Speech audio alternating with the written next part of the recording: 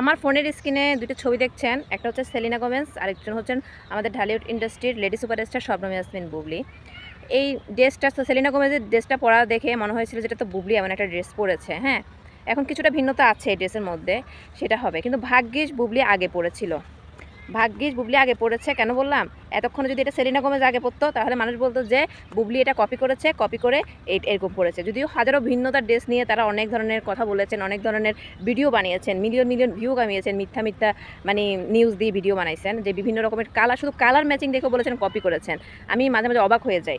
ভাগ্যিস এই সেলিনা গোমেজের ড্রেসটা মানে সেম, মানে কিছুটা মানে একই, সাদা কালো কমিউনিকেশন এটাই একই।